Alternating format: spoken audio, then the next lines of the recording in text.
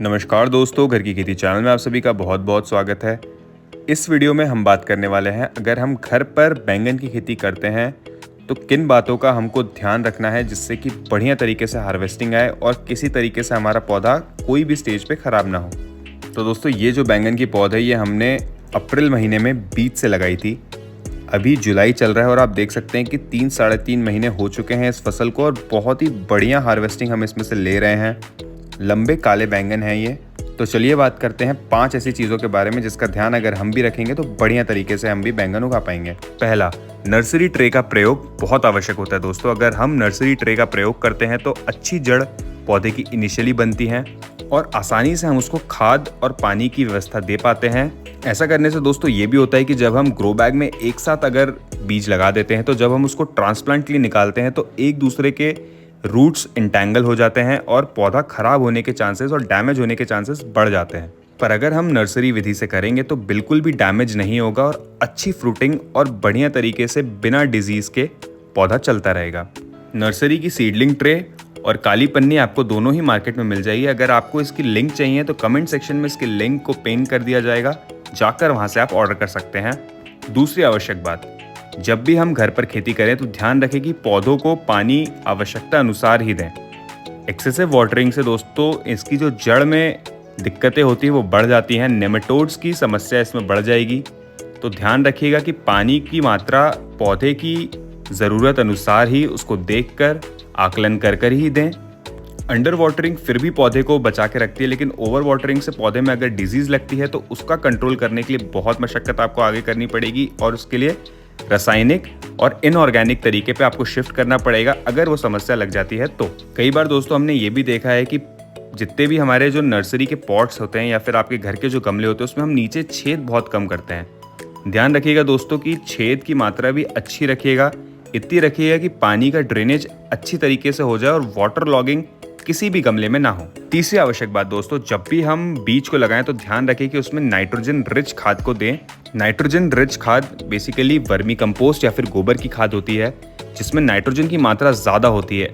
Nitrogen पौधे को इसलिए ज़रूरी होता है दोस्तों ताकि हरापन और पौधा इनिशियल स्टेजेस में बहुत अच्छी ग्रोथ ले पाए और उसके शूट सिस्टम का जो डेवलपमेंट है वो बहुत बढ़िया और अच्छे तरीके से हो पाए।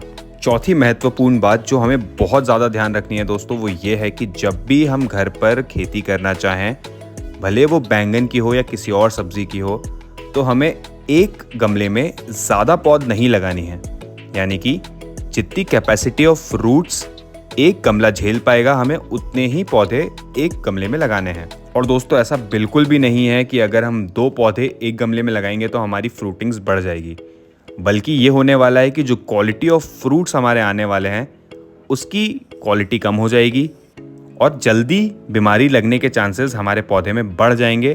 तो एक ग्रो बैग में या एक गमले में 1 या 2 पौध से ज़्यादा लगाना कभी प्रेफर ना करिएगा, क्योंकि लेटर ऑन जब वो पौधे बड़े हो जाते हैं तो उनकी स्पेस भी बढ़ती है और उनके रूट सिस्टम को भी बड़ा होना होता है, जिसके कारण आगे समस्या बढ़ सकती है और हो सकता है कि हमारे पौधे जल्दी बीमारीग्रस्त हो जाएं।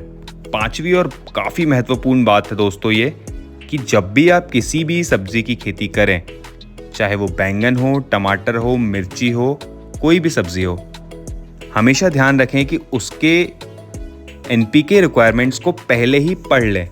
एनपीके रिक्वायरमेंट्स दोस्तों ये होती है कि कोई भी प्लांट जो होता है उसमें नाइट्रोजन, फॉस्फोरस और पोटाश जो है कुछ नियमित मात्रा में उसकी पूरी लाइफ साइकिल में हमको उसको देना होता है।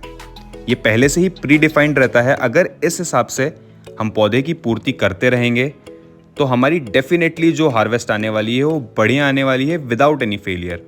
तो ये डिटेल स्टडी दोस्तों आपको काफ़ी काम आने वाली है अगर आप घर पर खेती करते हैं तो।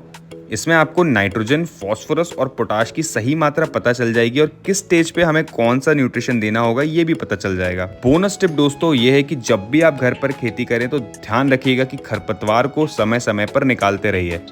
खरपतवार आपके पौधे को दिए गए सभी न्यूट्रिशन को चूस लेगी, यानी कि पौधे तक नहीं पहुंचने देगी। दोस्तों कई बार हमारे पौधों में सारी चीज़ों को ध्यान रखने के बावजूद भी बीमारी लग जाती है। उस समय हमें क्या करना है, उस समय हमें यही करना है कि किसी भी कृषि सलाहकार से डायरेक्ट बात करके उसकी दवाई लेनी है। यानी कि अब हमें ऑर्गेनिक मेथड से इसको कंट्रोल नहीं करना है। उसके बाद अगर डिजीज़ लग जाती है तो उसके लिए हमको जो पेस्टिसाइड्स जो भी रिकमेंडेड होते हैं वो कृषि सलाहकार की मदद लेकर ही डालने चाहिए।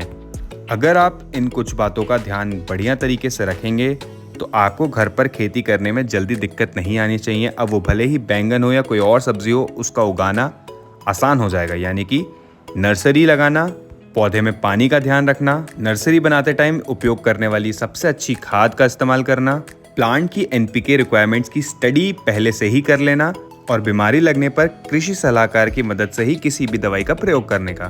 तो इन कुछ बातों का ध्यान बढ़िया तरीके से अगर आप रखेंगे तो आप भी घर से अच्छे क्वालिटी के और बढ़िया वेजिटेबल्स को हार्वेस्ट कर पाएंगे और सब्जी उगाना आपके लिए घर पर आसान हो जाएगा। एक बोनस टिप आपके लिए ये भी है दोस्तों कि हर सब्जी का एक डेफिनेट टाइम पीरियड होता है, यानी कि एक मौसम होता है जब वो अच्छे तरीके से फ्लावर और फ्रूटिंग्स देती है। तो पौधे की स्टडी पहले से ही करके रखें जब भी आप खेती करने का प्लान करें, तो ताकि बेमौसम आप किसी भी फसल को ना उगा लें जिसकी फ्रूटिंग्स आने में समय लग जाए या फिर इनिशियल मौसम में वो आपको फ्रूटिंग्स ना दे पाए। कई बार लोगों की समस्याएं आती हैं कि उनके पौधे में फ्लावर्स लगने के बाद फ्रूट्स नहीं बनते हैं और फ्लावर्स झड़ जाते हैं। क्या आपके साथ भी ये समस्या आती है दोस्तों? अगर हाँ तो कमेंट सेक्शन में हमें ज़रूर लिखिएगा। हम उस पर एक डिटेल्ड वीडियो आपके लिए लेके आने वाले हैं कि कैसे फ्लावर्स की ड्रॉपिंग को हम बचा सकते हैं और फ्रूटिंग्स को इंक्रीज कर सकते हैं। वीडियो में अंत तक बने रहने के लिए आप सभी का धन्यवाद। अगर आपको इस वीडियो से कोई इन्फॉर्मेशन मिली हो अच्छी तो चैनल को सब्सक्राइब करना ना भूलिएगा।